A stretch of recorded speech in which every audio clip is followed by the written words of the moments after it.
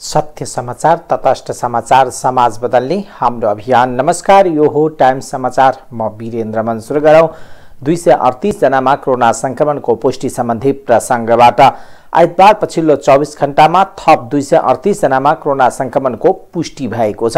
7845 जनाको पीसीआर परीक्षण गर्दा 232 जना र 1278 जनाको एन्टिजेन परीक्षण गर्दा 6 जना गरी 238 जनामा कोरोना संक्रमणको पुष्टि भएको स्वास्थ्य तथा जनसंख्या मन्त्रालयले जनाएको छ।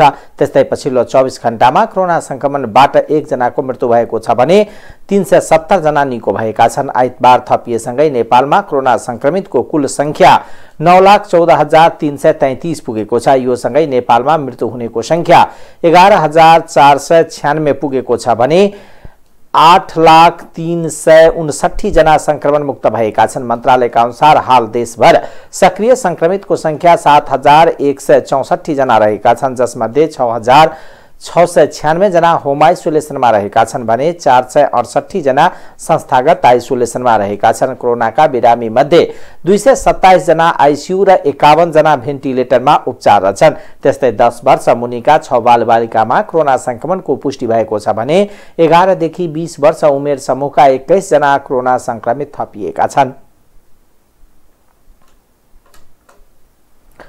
नेकपा एकीकृत समाजवादी पार्टीका 2 मन्त्रीलाई प्रदेश नम्बर 2 मा सहभागी गराउँदै मन्त्री परिषद विस्तार गरिएको छ।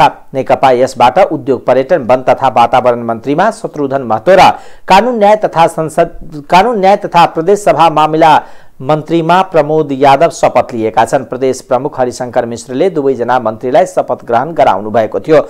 शपथपछि सञ्चारकर्मीसँग कुरा गर्दै उद्योग पर्यटन मन्त्री महतोले प्रदेश नम्बर 2 मा भइरहेको चुरे दोहनलाई रोकेर तात्काल चुरिया संरक्षणको लागि विस्तृत योजना ल्याउने बताउनुभयो। उहाँले मधेसलाई कृषि क्षेत्रमा आत्मनिर्भर बनाउनको लागि चुरिया संरक्षण महत्त्वपूर्ण रहेको कारणले यसका लागि विस्तृत योजना ल्याएर चुरिया संरक्षण आफ्नो पहिलो प्राथमिकतामा रहने बताउनुभयो। महतोले प्रदेशमा भइरहेको अनियमिततालाई रोक्न समेत आफ्नो भूमिका रहने र पर्यटन प्रवर्धन गरेर यसलाई आय आर्जनसँग जोड्ने बताउनुभयो।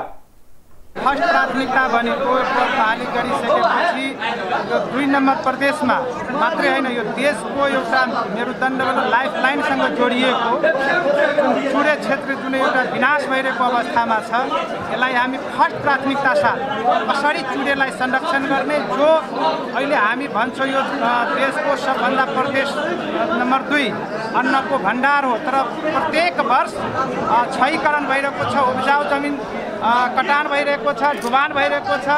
त्यसका र अहिले दोस्रो प्राथमिकता भनेको यो प्रदेशको राजधानी नामाकरण लगायतका कुराहरू बाँकी रहेको छ, यसलाई पनि हामी दोस्रो प्राथमिकतामा राखेर काम गर्छौँ। र अहिले यो 2 नम्बरमा जनताको गुनासो र हरेक ठाउँमा मिडिया क्षेत्रमा पनि अहिले भ्रष्टाचारको कुराहरू पनि भइरहेको छ। कसरी यसलाई हामी कम गर्दै जाने, जुन आरोप लागिरहेको छ यसलाई हामी बिस्तारै कम गर्दै जानेछौँ।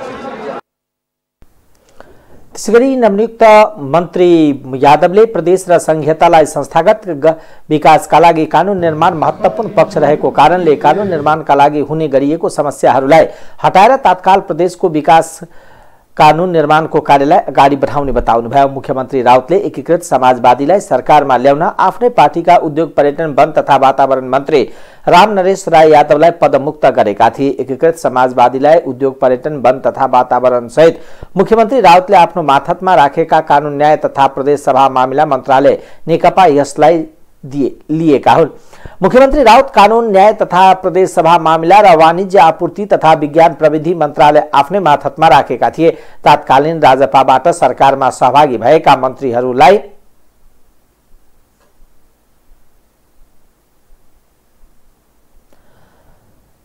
हटाएपछि राउतले प्रदेश का 6 मन्त्रालयलाई टुक्र्याएर 10 मन्त्रालय बनाएका थिए। कार्यक्रममा प्रदेश सरकारका मन्त्रीहरू, प्रदेश सभाका सदस्यहरू, सुरक्षा निकायका प्रमुखहरू सहितको उपस्थिति रहेको थियो।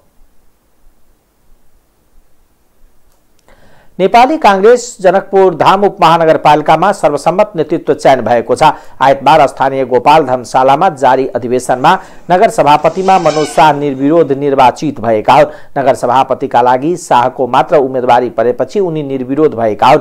पार्टी उपसभापति विमलेन्द्र निधिको पहलमा शाह निर्विरोध भएको बुझिएको छ। यसअघि नगर सभापतिका लागि राकेश विक्रम शाहले पनि दावेदारी गरेका थिए, तर उपसभापति बनाउने सहमतिपछि उनी पछि हटेको बताइएको छ। यद्यपि दुईजना उपसभापतिका लागि 5 जनाले मनोनयन दर्ता गराएका छन्। शाह सहित पंकज महतो, विक्रम यादव, नरेश यादव, दिनेश यादवले नगर उपसभापतिका लागि उम्मेदवारी दर्ता गराएका हुन्। नगर सभापतिमा सर्वसम्मत भए पनि अन्य पदका लागि भने निर्वाचन हुने सम्भावना देखिएको छ। सिराहाबाट लागू औषध ब्राउन सुगर सहित 2 युवक पक्राउ परेका छन्। पक्राउ पर्नेमा जिल्लाका नरहा गाउँपालिका वार्ड नम्बर 3 का 21 वर्षीय इन्दल कुमार यादव र 20 वर्षीय कपिल महरा रहेको जिल्ला प्रहरी कार्यालय सिराहाका प्रहरी प्रवक्ता प्रहरी नायब उपरीक्षक सुभाष बुढा थोकीले जानकारी दिनुभयो। शनिबार राति सिराहाको नरहा गाउँपालिका वार्ड नम्बर 3 डन्डा टोल जाने बाटोमा इलाका प्रहरी कार्यालय गोल बजारबाट खटेका प्रहरी टोलीले चेक जाँचको क्रममा 4 ग्राम 550 मिलीग्राम ब्राउन सुगर नाइट्रोभेट ट्याब्लेट 2वटा बरामद गरेको प्रवक्ता बुढा थोकीले जानकारी दिनुभयो। पक्राउ परेका दुवै जनालाई इलाका प्रहरी कार्यालय गोल बजारमा राखी थप अनुसन्धान थालेको जिल्ला प्रहरी कार्यालय सिराहाले जनाएको छ। दीर्घरोगी नभएका 12 देखि 18 वर्ष मुनिका बालबालिकाले पनि कोभिड विरुद्धको फाइजर खोप लगाउन पाउने भएका छन्। आइतबारदेखि 12 देखि 18 वर्ष मुनिका बालबालिकालाई फाइजर खोप दिने स्वास्थ्य मन्त्रालयका सहप्रवक्ता डाक्टर समीर अधिकारीले जानकारी दिनुभयो। उहाँका अनुसार खोपका लागि उमेर खोल्ने परिचय पत्र अनिवार्य गरिएको छ। जन्मदर्ता वा परिचय पत्र खोल्ने सरकारी कागजात लिएर तोकिएका अस्पतालमा गए 12 देखि 18 वर्ष मुनिका बालबालिकाले खोप पाउनेछन्। फाइजर खोपका लागि सरकारले यसअघि तोकेको 24वटा अस्पतालमा जानुपर्ने हुन्छ। हिजोसम्म यो खोप 12 वर्षदेखि 18 वर्ष मुनिका दीर्घरोगीलाई मात्र दिँदै आएको थियो। दीर्घरोगीहरूलाई दिएर खोप बाँकी रहेकोले अन्यलाई पनि यो खोप दिन लागिएको हो। कोभ्याक्स सुविधा अन्तर्गत अमेरिकाबाट नेपालले प्राप्त गरेको 1,620 डोज खोप आएको कार्तिक 28 गतेदेखि दीर्घरोगी भएकालाई लगाउन थालिएको हो। त्यस्तै काठमाडौँ उपत्यकाका बाहिरका अस्पतालबाट पनि फाइजर खोप लगाइनेछ। संस्कृति पर्यटन तथा नागरिक उड्डयन मन्त्रालयले भारतीय योग गुरु रामदेव बाबालाई नेपालको पर्यटन प्रवर्धनका लागि ब्रान्ड एम्बेसडर बन्न प्रस्ताव गरेको छ। आइतबार मन्त्रालयले आयोजना गरेको भगवान श्री पशुपतिनाथ दर्शन सहित योग शिविर कार्यक्रममा पर्यटन मन्त्री प्रेम बहादुर आलेले योग गुरु रामदेवलाई नेपालको पर्यटन क्षेत्रको प्रचार प्रसार तथा प्रवर्धन गर्नका लागि ब्रान्ड एम्बेसडर बन्न प्रस्ताव राख्नु भएको हो। मन्त्री आलेले बाबा रामदेवलाई ब्रान्ड एम्बेसडर बन्न प्रस्ताव सहित प्रमाणपत्र दिनुभयो। नेपाल बुद्ध र सगरमाथाको देश भनेर विश्वभरि चिनाउने योग गुरु रामदेवको भूमिका महत्त्वपूर्ण हुने मन्त्री आलेले बताउनुभयो। गुरुको माध्यमले भारतबाट नेपालमा धेरैभन्दा धेरै पर्यटक आउने उहाँले विश्वास व्यक्त गर्नुभयो। कोभिड-19 का संक्रमण नेपालमा निकै कम भएको र धेरैले खोप लगाइसकेको उल्लेख गर्दै मन्त्री आलेले नेपालको पर्यटनको प्रचार प्रसार गरिदिन योग गुरु रामदेवलाई आग्रह गर्नुभयो। सो अवसरमा योग गुरु रामदेवले नेपालको संस्कृतिलाई संसारभर लिएर जाने बताउनुभयो। उहाँले मन्त्रालयको प्रस्तावलाई गम्भीरतापूर्वक छलफल गरेर निर्णय लिने जनाउनुभयो। संस्कृति पर्यटन तथा नागरिक उड्डयन मन्त्रालयको तर्फबाट म उहाँलाई टुरिज्म सेक्टरमा प्रमोशन गर्नको लागि ब्रांड ऑफ एम्बेसडर को लागि मैं उहाँलाई हार्दिक अनुरोध करना चाहूँ। अभी जो आप 4 दिन के भ्रमण में आए, इससे बहुत अच्छा मैसेज भी गया है, विश्व भर में इसका प्रचार प्रसार भी हुआ है। ये बुद्ध और सगरमाथा का देश से जाना जाता है, इसलिए मैं अनुरोध करना चाहता हूँ कि आपको जो ब्रांड ऑफ एम्बेसडर को जो हमने अनुरोध किया है मंत्रालय की तरफ से, मैं चाहता हूँ कि ज़्यादा से ज़्यादा पर्यटक लोग भारत से नेपाल में आए। हम उनको स्वागत करना चाहते हैं। और ये यहाँ कोविड भी बहुत कम हो गया है, सब लोग ऑलरेडी वैक्सीनेटेड हो गए हैं, इसलिए टूरिज्म सेक्टर में भी आप जरूर प्रमोशन करेंगे। आप दोनों आदरणीय व्यक्तित्व को सम्मान करते हैं, धन्यवाद देना चाहते हैं। और आगामी दिन में भी फिर 1 महीना 2 महीना में फिर आपका मैं फिर से स्वागत करने मैं एयरपोर्ट आ जाऊँगा। और संस्कृति का सन्यासी भले ही किसी एक राष्ट्र का नागरिक हो, लेकिन सन्यासी स्वभाव से वर्ल्ड सिटीजन होता है। और भारत और नेपाल की तो प्रकृति और संस्कृति साझी है, पूर्वज साझे हैं। और मैं जो प्रकृति और संस्कृति का वैभव नेपाल में देखता हूँ, मैं उसको भारत सहित पूरी दुनिया में लेके जाऊंगा और यहाँ की संस्कृति से यहाँ के लोगों को तो गौरव ही हो, यहाँ संस्कृति और प्रकृति से यहाँ समृद्धि की भी नई बयार आए। इसके लिए हम जो प्रस्ताव दिया है इस पर गंभीरता से विचार करके जल्दी इस पर निर्णय करेंगे और इस नेपाल देश को इसकी एकता, अखंडता और संप्रभुता के साथ समृद्धि के नए शिखर आरोहण करे।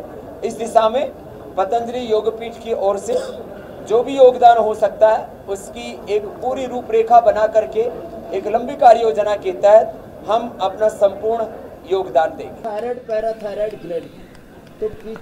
नेपाललाई समृद्ध बनाउन पतंजलि योगपीठले गर्न सक्ने योगदानलाई कार्ययोजना बनाएर लागू गर्ने उहाँले बताउनुभयो। न बढ़ने के पीछे एक आराम से करना, कभी पड़ी जाओ वापस बैठ जाएंगे, वो निकलता रहता है। उनको पद्मासन में बैठ के तो 10 बार करने की आदत जो पूर्ण उष्ट्रासन। आचार्य जी आइतबार विश्व टेलिभिजन दिवस विभिन्न कार्यक्रम गरी मनाइएको छ। सन् 1996 मा बसेको संयुक्त राष्ट्र संघको महासभा बैठकले हरेक वर्ष नोभेम्बर 21 तारिकका दिन विश्वभर टेलिभिजन दिवस मनाउने निर्णय गरे अनुसार यो दिवस मनाउन थालिएको हो। सन् 1930 को दशकमा प्रसारण सुरु भएको टेलिभिजन प्रविधिलाई अहिले सबैभन्दा सशक्त संचार माध्यमका रूपमा लिइन्छ। टेलिभिजनको इतिहासमा सन् 1936 नोभेम्बर 2 देखि बीबीसीले नियमित प्रसारण गरेको पाइन्छ। सन् 1954 देखि रंगीन टेलिभिजनको विकास भई रंगीन दृश्यहरू हेर्न सकिने अवस्था आएको हो। सन् 1970 को दशकमा विश्वका 60वटा देशमा टेलिभिजनको प्रत्यक्ष सेवा विस्तार भयो। नेपालमा भने सन् 1970 ताका टेलिभिजनको सेटहरू भित्रिएको पाइन्छ। 2041 साल माघ 17 गते नेपाल टेलिभिजन स्थापना भएको हो। नेपालमा अहिले 2 दर्जन भन्दा धेरै टेलिभिजन च्यानल नियमित प्रसारणमा छन्। नेकपा एमालेका अध्यक्ष केपी शर्मा ओलीले द्वन्द्वकालमा भएका मानव अधिकार उल्लङ्घनका गम्भीर घटनामा आम माफी दिन नसकिने बताउनु भएको छ। विस्तृत शान्ति सम्झौतामा हस्ताक्षर भएको 15 वर्ष पूरा भएको अवसरमा पूर्व प्रधानमन्त्री समेत रहेका एमाले अध्यक्ष ओलीले विज्ञप्ति मार्फत द्वन्द्वकालमा भएका मानव विरोधी ज्यादती तथा मानव अधिकार उल्लङ्घनका गम्भीर घटनामा आम माफी दिने कुरा सहमत हुन नसक्ने बताउनुभयो। उहाँले आफू र आफ्नो पार्टी सत्य, न्याय, निरूपण र परिपूरण र रूपान्तरणमुखी शान्तिको प्रक्रियाबाट समाजमा मेलमिलाप र अस्थायित्व कायम राख्नुपर्नेमा पक्षमा रहेको उल्लेख समेत गर्नुभयो। संक्रमणकालीन न्यायका क्षेत्रमा बाँकी रहेका कामलाई सम्पन्न गर्ने उद्देश्यले एमाले नेतृत्वको सरकारले संक्रमणकालीन न्याय सम्बन्धी ऐनमा सर्वोच्च अदालतको आदेश अनुरूप संशोधन गर्न देशव्यापी परामर्श गर्नुको साथै सत्य निरूपण तथा मेलमिलाप आयोग र बेपत्ता पारिएका व्यक्तिको छानबिन गर्न गठित आयोगको कार्यकाल थपसहित पदाधिकारी बहाल गरी संरचनात्मक व्यवस्थापन काम गरेको पनि स्मरण गर्नुभयो। सरकारमा रहँदा पहल गरे पनि द्वन्द्वमा प्रत्यक्ष संलग्न राजनीतिक पक्षहरूको अनिच्छा र परस्पर विरोधी अडानका कारण धेरै विषयहरू चाहेर पनि सम्बोधन गर्न नसकेको उहाँको दाबी छ। संक्रमणकालीन न्यायका बाँकी कार्यभार पूरा गर्न आफूहरूको प्रष्ट धारणा रहेको अध्यक्ष ओलीको भनाइ छ। तात्कालीन विद्रोही माओवादी र सरकार बीच 2063 साल मङ्सिर 5 गते विस्तृत शान्ति सम्झौता भएको थियो। 10 वर्षभन्दा लामो द्वन्द्व अन्त्य गरेको घोषणा सहित सरकार र तात्कालीन नेकपा माओवादीले शान्ति सम्झौतामा हस्ताक्षर गरेका थिए।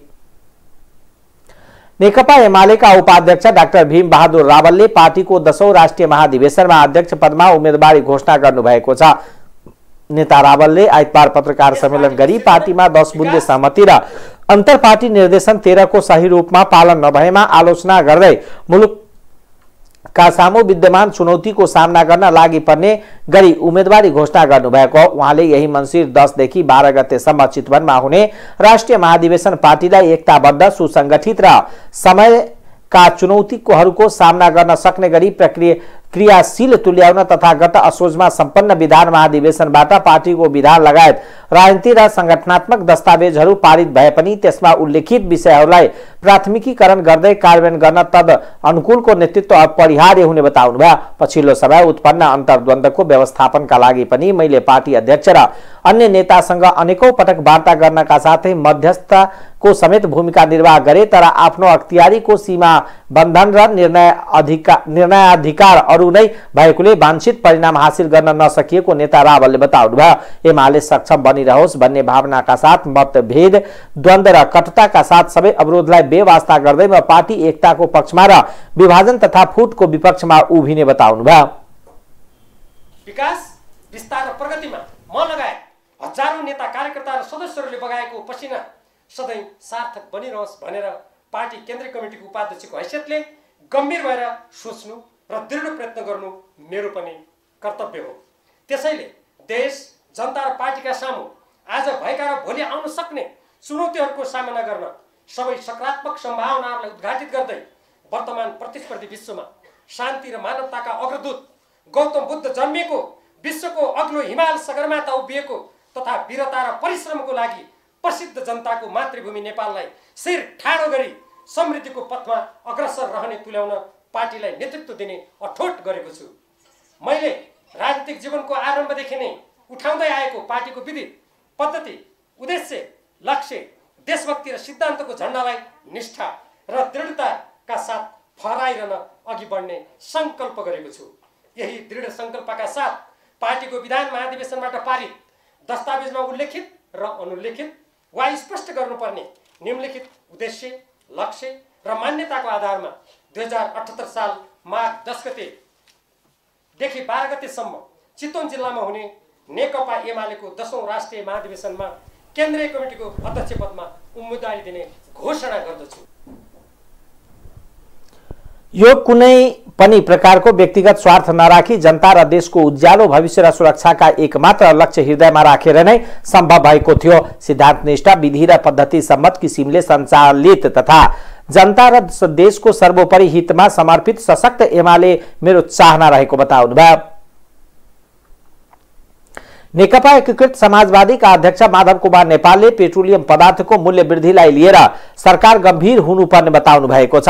आइतबार विद्यार्थी संगठनहरूले पेट्रोलियम पदार्थको कर घटाउन, मूल्य वृद्धि फिर्ता लिन माग गर्दै बुझाएको ज्ञापन पत्र लिँदै अध्यक्ष नेपालले पेट्रोलियम पदार्थको मूल्य वृद्धिलाई लिएर सरकार गम्भीर हुनुपर्ने बताउनु भएको हो। अध्यक्ष नेपालले सरकारमा अहिले उद्योग, वाणिज्य तथा आपूर्ति मन्त्रालय खाली रहेको भन्दै मन्त्री नपाई एकीकृत समाजवादीले मन्त्री दिन समेत बताउनुभयो। उहाँले पेट्रोलियम पदार्थको मूल्य वृद्धि हुनुमा राजनीतिक कारण हुन सक्ने तर त्यसै कारणले जनतालाई पीडा दिएर कर वृद्धि गर्न नमिल्ने बताउनुभयो। अध्यक्ष नेपालले खाना पकाउने ग्यासमा 12 दिनमा 125 रुपियाँ मूल्य वृद्धि गर्नु जनतामाथि अत्याचार भएको बताउनुभयो। अध्यक्ष नेपालले रक्सौलमा पेट्रोलियम पदार्थ आउने पाइपलाइन जोडिसकेपछि पनि तेलको मूल्य महँगो भइरहेकोमा अचम्म लागेको पनि बताउनुभयो।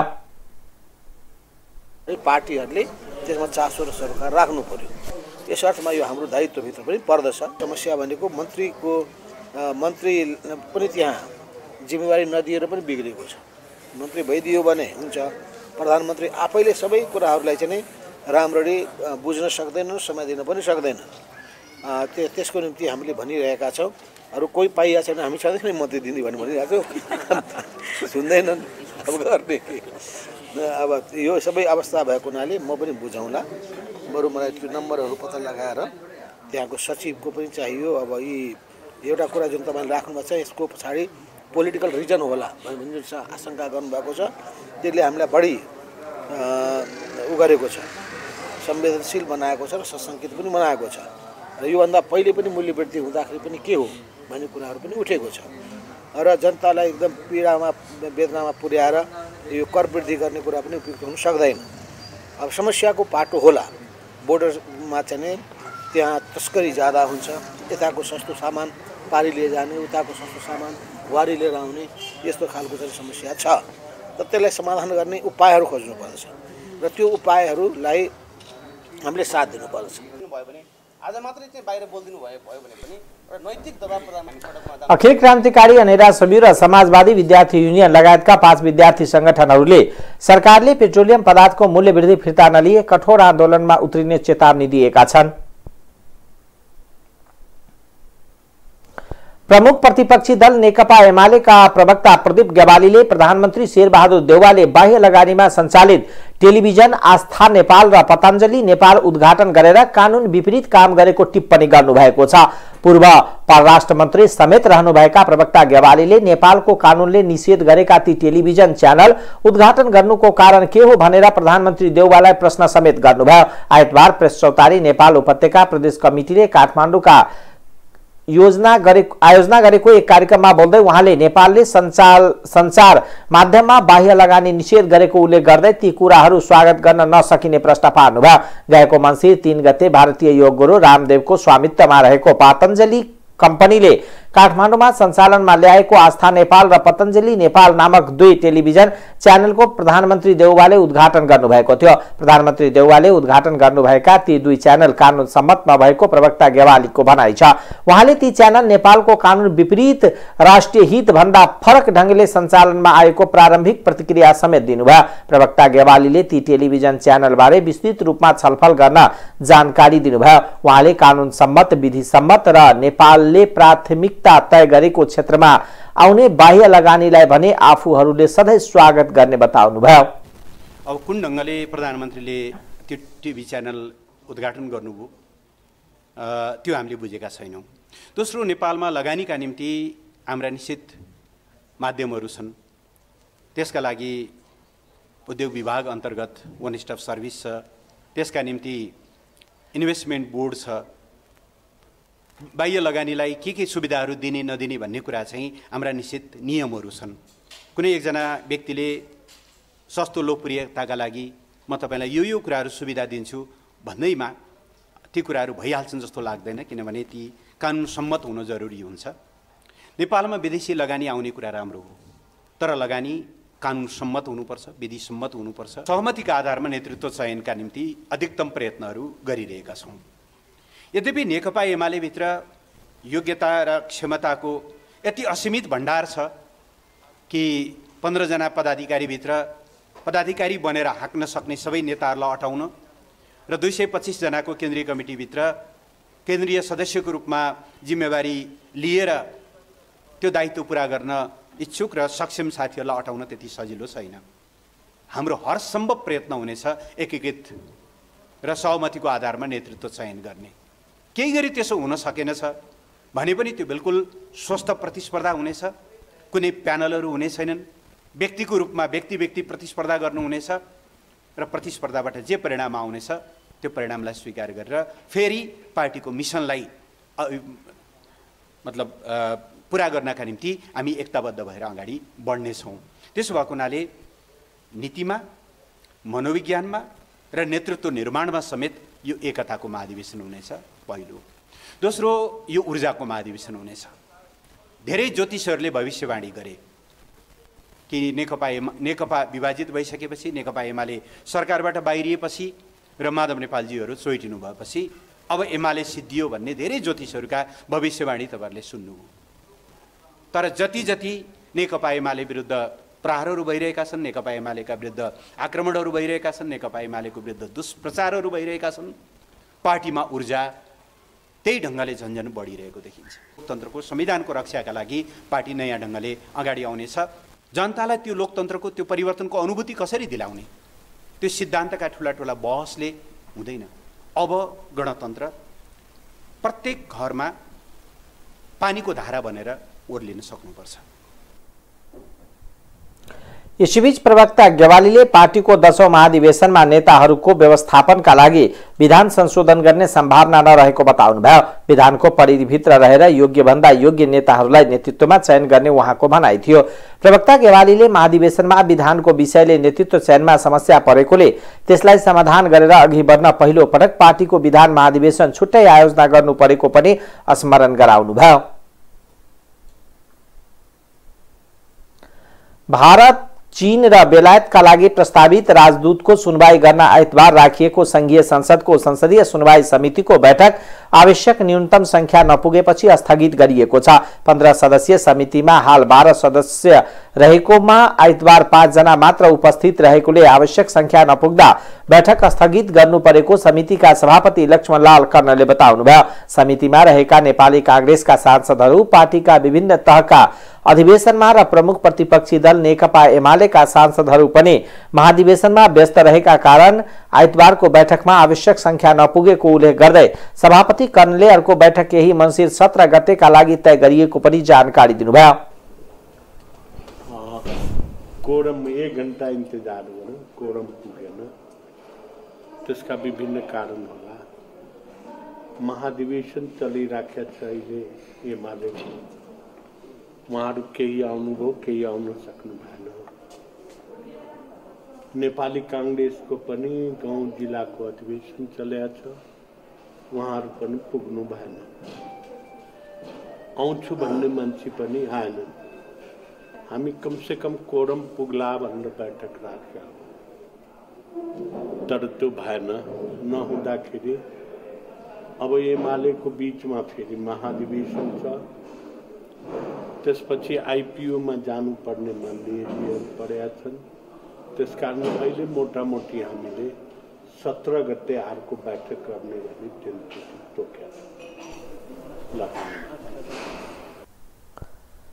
समितिको आइतबारै 3वटा बैठक राखेर पहिलो बैठकमा उजुरी खोल्ने तथा दोस्रो बैठकमा उजुरीकर्तासँग छलफल गर्ने र तेस्रो बैठकमा प्रस्तावित व्यक्तिसँग छलफल गर्ने कार्यसूची रहेको थियो। सरकारले केही समय अघि नेपालसँग घनिष्ठ सम्बन्ध रहेका भारतका लागि डाक्टर शंकर शर्मा, अमेरिकाका लागि प्राध्यापक श्रीधर खत्री र बेलायतका लागि ज्ञानचन्द्र आचार्यलाई राजदूतमा नियुक्ति गर्न सिफारिस गरेको थियो। संसदीय सुनवाईका लागि गत कार्तिक 12 गते समितिमा प्रस्ताव आएको थियो। समितिमा प्रस्ताव दर्ता भएको 45 दिनभित्र सुनवाई सक्नुपर्ने कानुनी प्रावधान छ। नेपाल बार एसोसिएसनका अध्यक्ष चन्द्रेश्वर श्रेष्ठले न्याय प्रशासनमा भएका अधिकार कटौती नभएसम्म प्रधान न्यायाधीशले बिचौलिया पाल्ने काम नरोक्ने बताउनु भएको छ। आइतबार नेपाल बार एसोसिएसनले सर्वोच्च अदालतमा दिएको धरना कार्यक्रमलाई सम्बोधन गर्दै अध्यक्ष श्रेष्ठले न्याय प्रशासनको जिम्मा न्याय प्रधान न्यायाधीशले लिएसम्म बिचौलिया पाल्ने काम नरोकिने बताउनुभयो। न्याय परिषदबाट न्यायाधीशहरूलाई सरुवा काजमा पठाउने अधिकार अझ पनि प्रधान न्यायाधीशले लिए राखेको र सोही अधिकार मार्फत आफू अनुकूलको काम गर्न सक्ने उहाँको भनाइ छ। गोला प्रथा लागू हुन साथ प्रधान न्यायाधीशको दाह र नाङ्लो गयो भन्ने भ्रममा नपर्न पनि आग्रह गर्नुभयो। अध्यक्ष श्रेष्ठले चोलेन्द्र शमशेर जबरा नहटेसम्म आन्दोलन जारी रहने पनि बताउनुभयो।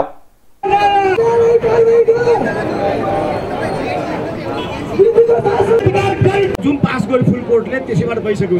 तर एउटा खतरनाक अर्को कुरा के छ भन्दाखेरि जो अहिले अग्रिम रूपमा लिएका हुन सक्दछन् त्यो फिर्ता पाउनको लागि, त्यो अनुसार सम्पन्न गर्नको लागि मुद्दा अहिले फेरि पनि हेर्नको लागि कोसिस भइराखेको छ।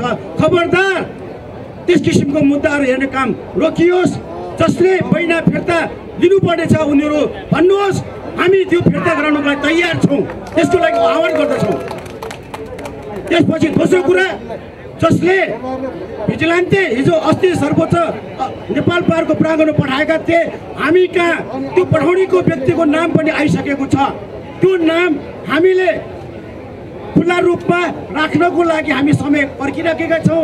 म्याच्योर भएपछि, जसरी प्रधान न्यायाधीशको राजीनामा म्याच्योर भएपछि हामीले मागेका छौँ, त्यस्तै नै त्यस किसिमको कार्यक्रमहरू पनि अगाडि बढ्ने बेहोरा पनि होस् गर्नको लागि अनुरोध पनि गर्दछु। खबरदार बिचौलियाहरूले नेपाल बारको अभियानलाई कतै कुथाराघात गर्ने काम गर्यो भने उनीहरू पनि बस्नेवाला छैन, उनीहरू पनि टिक्न सक्ने अवस्थामा छैन। त्यो घटनाहरू हामीले देखेका छौँ, त्यो उदाहरणहरू हामीसँग छ। त्यस कारणले गर्दाखेरि न्याय प्रशासन र न्याय सम्पादनमा जबसम्म प्रधान न्यायाधीश चोलेन्द्र शमशेर जबरा हट्दैन तबसम्म यो आन्दोलन कायम रहन्छ। त्यति मात्र होइन, त्यस पछाडिका दिनमा हामीले आन्दोलन मार्फत नै यो सुधारका कार्यक्रमहरू सहकारी न्यायपालिकासँग नेपालबाट अघि पनि म अर्को शीघ्र स्वास्थ्य लाभको कामना गर्छु र यस प्रकारको प्रहरी हस्तक्षेप कृपया सुरक्षाकर्मीहरूले नगरिदिन अनुरोध गर्छौँ र एउटा भ्रष्टलाई समातेर कारबाही गर्नुपर्ने अख्तियारी प्राप्त भएका प्रहरी कर्मचारी अनुसन्धान गर्नुपर्ने प्रहरी कर्मचारीले हामी कानुनी व्यवसायहरूमाथि नै बल प्रयोग गर्ने र त्यस्ता व्यक्तिलाई को बचावटमा राज्यको जनताले तिरेको करबाट तलब खाएर भ्रष्ट व्यक्तिको संरक्षण गर्न आउने कुरा कुनै पनि हिसाबले यो उपयुक्त छैन। तसर्थ यसतर्फ नलागिदिनु हुन पनि म अनुरोध गर्छु र हामीलाई देशभरका न्याय प्रशासनभित्रका कर्मचारी साथीहरूको न्यायाधीशहरूको सबैको साथ सहयोग समर्थन छ र प्रधान न्यायाधीश सुरेन्द्र शमशेर राणा एक्ला छन्, 2-4 जना बिचौलिया भ्रष्टाचारीहरू मतियारहरू होलान्। त्यसबाहेक समग्र न्यायपालिका उहाँको विरुद्ध छ, समग्र मुलुक उहाँको विरुद्ध छ। उहाँले न्याय प्रशासन र न्याय सम्पादनमा जबसम्म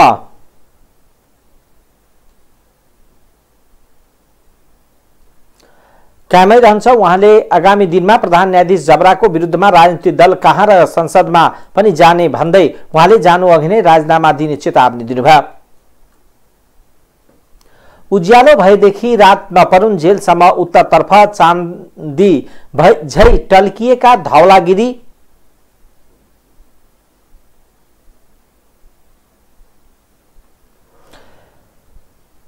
लगायतका पर्वतहरू र लटरममा धान झुलेका समथर फाँट बैनी बागलुङ सडकको बायाँतर्फ विशाल खेल मैदान, त्यसमा पनि रमाइलो रत्नचौरको र रौनक सडक कालोपत्रो भएपछि झन बढेको छ।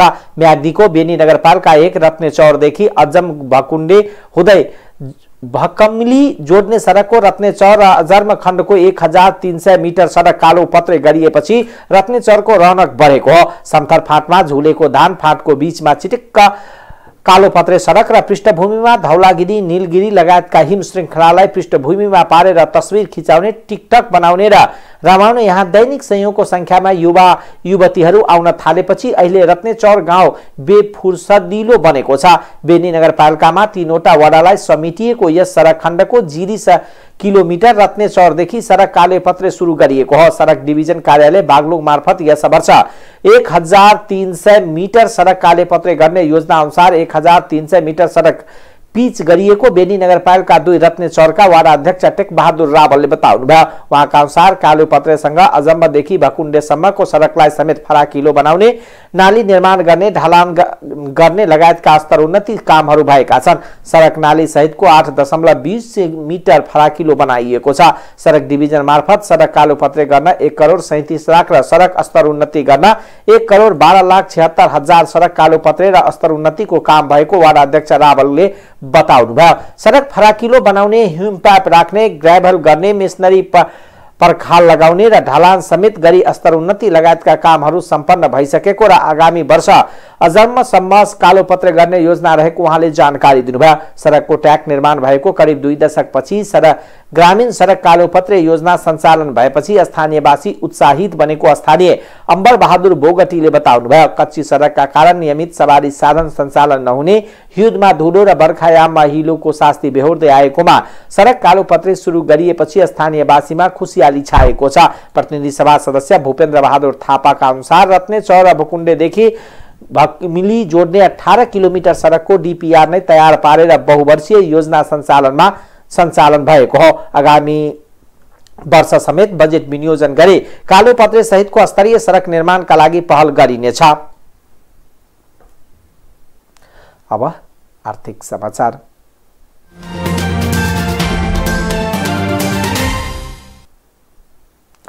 नेपालका लागि रेल मार्फत कार्गो ढुवानीमा निजी क्षेत्रको प्रवेशसँगै प्रतिस्पर्धा विस्तार हुँदै गएको छ। भारतीय निजी रेलवे सेवा प्रदायक प्रतिस्पर्धामा देखिएका छन्। गत भदौको अन्तिम सातामा हिन्द टर्मिनल रेल पहिलो पटक वीरगञ्ज सुखा बन्दरगाहमा भित्रिएपछि प्रतिस्पर्धा सुरु भएको हो। रेल सेवा सम्झौता संशोधन मार्फत भारतीय कन्टेनर निगम कोकनको एकाधिकार तोडिएको थियो। हिन्द टर्मिनल रेल नेपालका लागि कन्टेनर बोकेर वीरगञ्ज सुखा बन्दरगाहमा भित्रिएकै दिन कोकन आफ्नो भाडा दर 30% घटाएको थियो। प्रतिस्पर्धी कम्पनीलाई प्रभावित पार्ने उद्देश्यले भाडामा ठूलो कटौती गरिएको भन्दै कोकनको कदमबाट निजी कम्पनीले सेवालाई निरन्तरता दिनेमा आशंका गरिएको थियो। हिन्द टर्मिनल सेवालाई निरन्तरता दिएको सुखा बन्दरगाह सञ्चालक प्रिमस्टाइन भ्यालीले बताएको छ। हिन्द टर्मिनलले 7 र्याक कन्टेनर ढुवानी गरिसकेको छ। अन्य कम्पनी पनि सेवा दिन अन्तिम तयारीमा छन्। हिन्द टर्मिनलले अहिलेसम्म 630 वटा कन्टेनर वीरगञ्ज बन्दरगाहमा ल्याइसकेको छ। प्रिस्टाइन भ्यालीको मुख्य साझेदारको रूपमा रहेको भारतीय कम्पनी प्रिस्टाइन लजिस्टिक इन्फ्रा प्रोजेक्टले पनि केही दिनमै सेवा सुरु गर्ने भएका छन्। भारतमा बन्दरगाह र रेल सेवा चलाइरहेको जेएन बक्सी समूह पनि कन्टेनर ढुवानीको तयारीमा छ। कोकनले आगामी मार्च 31 सम्मका लागि भाडा घटाएको थियो। कोकनले भारतीय कोलकाता विशाखापट्टनम दुवै बन्दरगाहमा हुने कन्टेनर ढुवानीमा भाडा घटाएपछि अन्य प्रतिस्पर्धी कम्पनीले आयातकर्ता आकर्षित गर्न कोलकाताबाट कस्टम प्रक्रिया समेत वीरगञ्जसम्म ढुवानी दिने तयारी थालेका छन्। निजी रेल सेवा प्रदायकको कस्टम हाउस एजेन्टको समेत काम पाउन गरी ढुवानीमा प्रतिस्पर्धाको लाभ उठाउन एओबी प्रणालीमा माल सामान मगाउनु पर्ने टेमानीले बताउनुभयो। धितोपत्र बजारमा शेयर कारोबार मापक नेप्से परिसूचक आइतबार पनि दोहोरो अङ्कले ओह्रालो लागेको छ। शेयर कारोबार हुने साताको पहिलो दिन नै नेप्से 11.60 अङ्कले घटेर 2757.53 मा ओर्लेको छ। त्यस्तै ठूला कम्पनीको शेयर कारोबार मापन गर्ने सेन्सेटिभ परिसूचक 3.75 अङ्कले घटेर 518.25 मा पुगेको छ। नेप्सेको ओह्रालो यात्रासँगै कारोबार रकम पनि घटेको छ। कुल 225 कम्पनीमा 78,94,468 किता शेयर 4 अर्ब 35 crore 73,09,000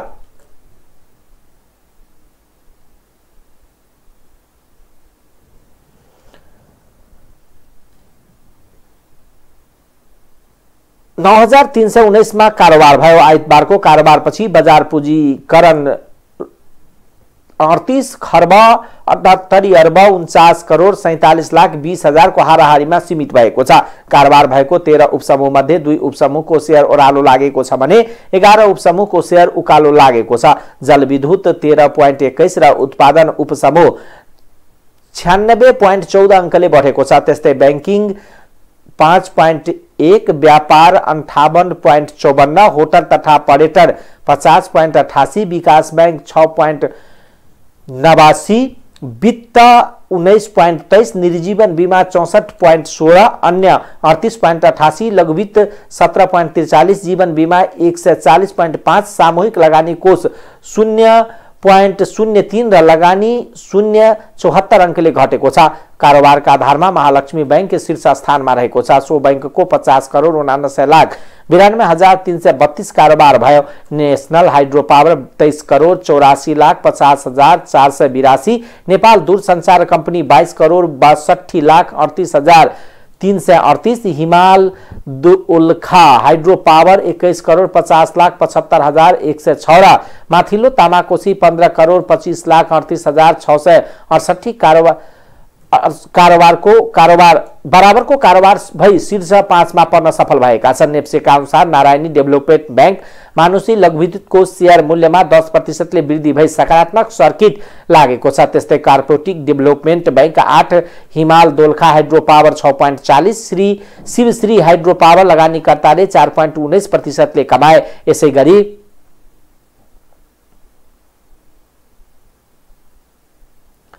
Terhathum power company 4.21, ICFC finance 3.89 र premier insurance 3.61, national micro finance 3.28 र मैग्लुङ खोला जलविद्युत कंपनी का लगानीकर्ताले 3.28% ले गुमाए।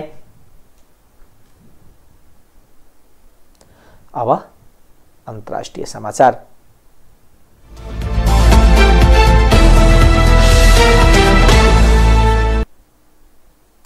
यूरोपका केही देशमा कोरोना भाइरसको संक्रमण फेरि बढ्न थालेको छ। जर्मनी, अस्ट्रेलिया, नेदरल्यान्ड्स, इटली, बेलायतमा कोरोनाको संक्रमण फेरि बढिरहेको छ। संक्रमण फेरि बढ्न थालेपछि त्यहाँ खोप अभियानलाई तीव्रता दिन थालिएको छ भने रोकथामका लागि प्रतिबन्धात्मक उपाय अपनाउन लागिएको बीबीसीले जनाएको छ। अस्ट्रेलियाले सोमबारदेखि 20 दिनसम्म लकडाउन घोषणा गरेको छ। अस्ट्रेलियामा सन् 2022 को फेब्रुअरी 1 तारिकदेखि कोभिड विरुद्धको खोप लगाउनै पर्ने कानुनी व्यवस्था गर्न लागिएको छ।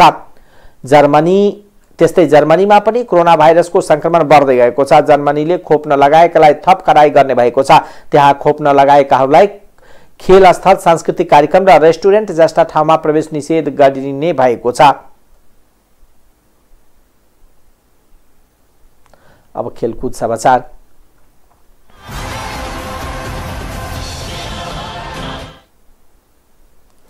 ए डिभिजन लीग शहीद स्मारक ए डिभिजन लीग फुटबलमा ब्रिगेड बॉयज क्लबको सशस्त्र प्रहरीको एपीएफ क्लबलाई हराएको छ। काठमाडौँको त्रिपुरेश्वरमा रहेको दशरथ रङ्गशालामा आइतबार भएको खेलमा ब्रिगेड बॉयजले एपीएफ क्लबलाई 3-2 गोलले हरायो। बराबरीतर्फ गएको खेलमा इन्जुरी समयको दोस्रो मिनेटमा सूरज गुरुङले गोल गरेपछि ब्रिगेड वाइज विजय भयो। ब्रिगेड वाइजका लागि दिनेश राईले 2 गोल गरे। एपीएफका आशिष लामा र बिकी तामाङले 1-1 गोल गरे पनि जितका लागि पर्याप्त भएन।